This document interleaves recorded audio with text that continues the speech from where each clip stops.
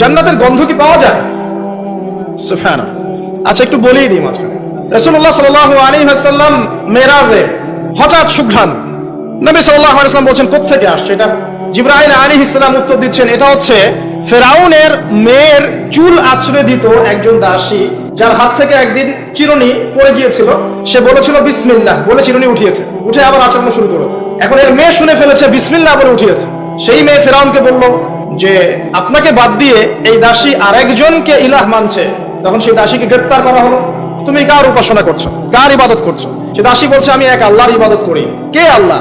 যে আল্লাহ আমাকে সৃষ্টি করেছেন, যে আল্লাহ আমার রব, যে আল্লাহ আপনারও রব। ফেরাউনকে মুখের উপর বলে দিল।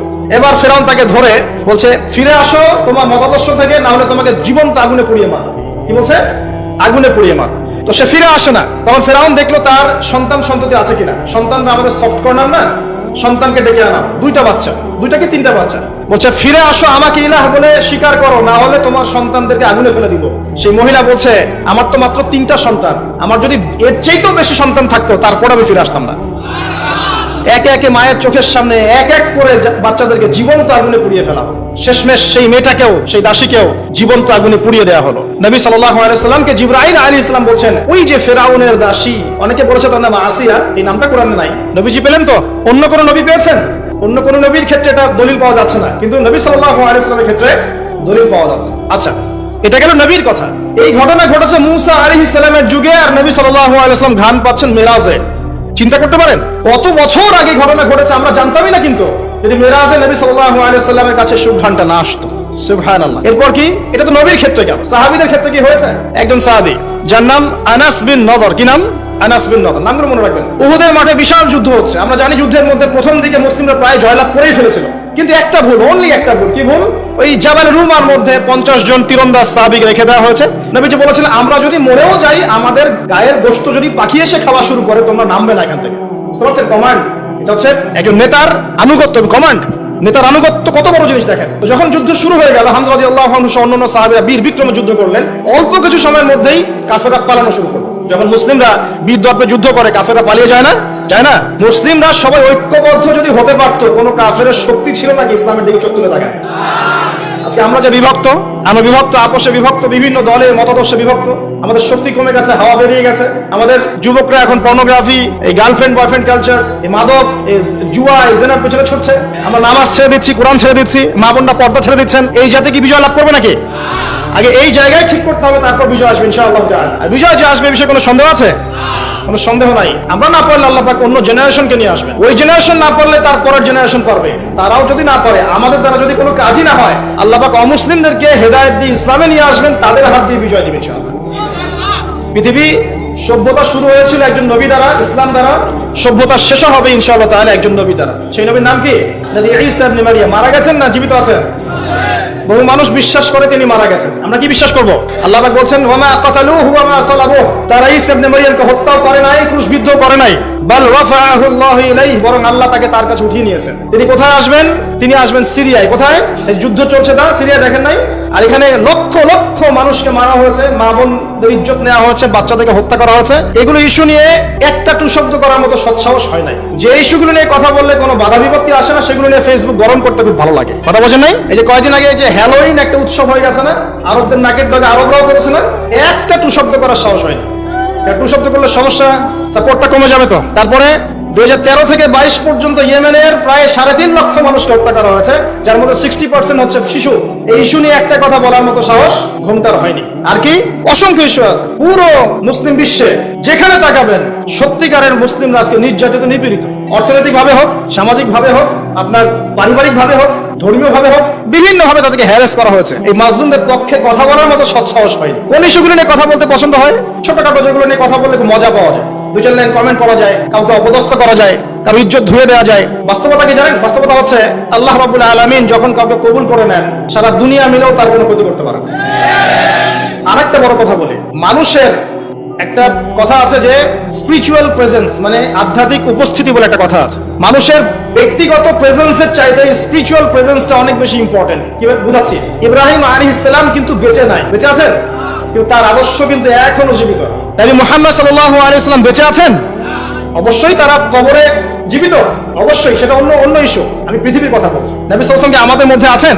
না, আমাদের মধ্যে কি বেঁচে আছেন? তার আদর্শ কিন্তু মরে যায় নাই। এমনকি আমরা যারা এখন অনেক বড় বড় নেতার আদর্শে আমাদের জীবন করি না, তারা কিন্তু কেউ বেঁচে নাই, বেঁচে আছে, তাদের আদর্শ কিন্তু মানুষ এখনো ফলো করছে। তো এটাকে বলে স্পিরিচুয়াল প্রেজেন্স, আধ্যাত্মিক উপস্থিতি। আল্লাহ পাক যাকে কবুল করবেন, যে হকপন্থী হবে ইনশাআল্লাহ তাআলা, সে যদি ফিজিক্যালি প্রেজেন্ট নাও থাকে, তার আধ্যাত্মিক উপস্থিতি জনগণকে পথ দেখাবে ইনশাআল্লাহ। কথা বুঝতে পারছেন? তো বিগার ইস্যুগুলো নিয়ে কথা বলার সৎসাহস হচ্ছে না। এখানে বলছিলাম যে তোমরা এই জাবাল রুমা থেকে নামবে না যদি আমাদের দেহটাকে পাখি খেয়েও ফেলে। সাহাবীগণ প্রথমে দেখলেন আমরা প্রায় জিতে যাচ্ছি, তারা নেমে আসলেন, বললেন আল গনিম আল গনিম। তখন একটা বিপর্যয় সৃষ্টি হলো। কি বিপর্যয়? খালিদ বিন ওয়ালিদ রাদিয়াল্লাহু আনহু 50 জন ঘোড়সাওয়ারকে নিয়ে পিছন থেকে এই সুযোগে আক্রমণ করলেন। পিছন থেকে আক্রমণ হলো, আর আবু সুফিয়ানের বাহিনী যারা পালিয়ে যাচ্ছিল এরা আবার ইউটার্ন করলো। এই দুই চাপে পিষ্ট হয়ে উহুদের মাঠে সাহাবায়ে কেরাম রাদিয়াল্লাহু আনহুদের মধ্যে প্রায় 70 জন বড় বড় সাহাবী শহীদ হয়ে গেলেন। কতজন? প্রায় 70 জন বড় বড় সাহাবী।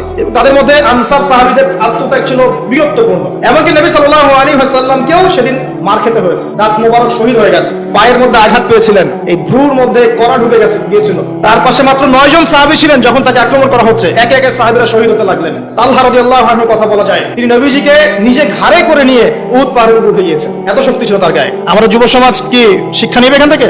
এভাবে মাদকের সাথে লাইফ লিড করলে তো হবে না। এভাবে যদি জেনা করলে তো আপনি ফিজিক্যালি স্ট্রং থাকতে পারবেন না, মানসিকভাবে স্ট্রং থাকতে পারবেন না। পর্নোগ্রাফিতে আসক্ত হলে তো আপনার শরীরে এনার্জি থাকবে না।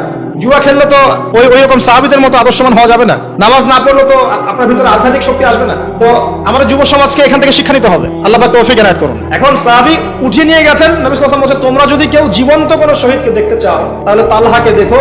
তার শরীরে প্রায় 60 থেকে 70টা দাগ ছিল, তারপরে তিনি শহীদ হন নাই সেদিন। আল্লাহ পাক তাকে হেফাজত করেছেন। তিনি বলছিলেন, আমি যখন যুদ্ধ করছিলাম, আর রাহিবুল মাকতুম বইটার মধ্যে আছে, আল্লাহ পাক তখন তাকে এত সাকিনা প্রশান্তি দিয়েছেন যে ঘুমে তার চোখ দিয়ে মানে শান্তির ঘুম চলে আসতে পারে। তিনি বলছেন, দুইবার আমার হাত থেকে তরোয়াল পড়ে গেছে ঘুমের চোটে। চিন্তা করতে পারেন, যুদ্ধ হচ্ছে, আল্লাহ পাক তাকে শান্তির ঘুম দিয়ে দিচ্ছেন চোখের মধ্যে। দুইবার অস্ত্র মানে তরোয়াল পড়ে যাচ্ছে হাত থেকে ঘুমের চোটে। তিনি শেষমেশ শহীদ হন নাই। নবী সাল্লাল্লাহু আলাইহি ওয়াসাল্লামকে ঘাড়ে নিয়ে উঠেছেন উহুদ পাহাড়ের উপরে।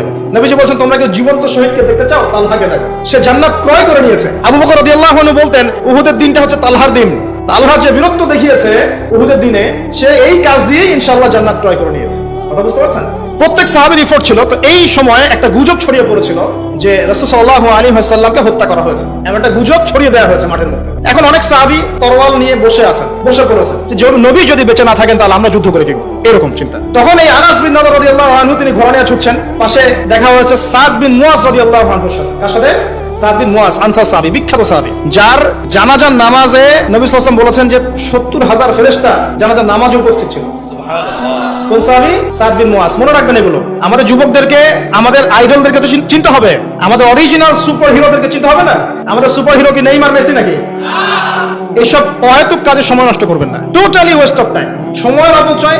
জুয়া খেললে অর্থের অপচয়, আপনার যৌবনের অপচয়। সবচেয়ে বড় কথা হচ্ছে হায়াতটা নষ্ট হয়ে গেল। হায়াত নষ্ট হয়ে গেল। হ্যাঁ, খেলবেন, আমি তো খেলার পক্ষের মানুষ নাকি? খেলবেন যে খেলাতে আপনার ফিজিক্যাল উপকার আছে, ফরজ ওয়াজিব তরক হচ্ছে না। খেলতে গিয়েছেন, নামাজ মিস হলে খেলা চলবে না। ফিজিক্যাল স্ট্রাকচার ঠিক রাখার জন্য, স্ট্যামিনা বাড়ানোর জন্য, ফিজিক্যালি ফিট থাকার জন্য আপনি কায়িক খেলা কিছু খেলতে পারেন।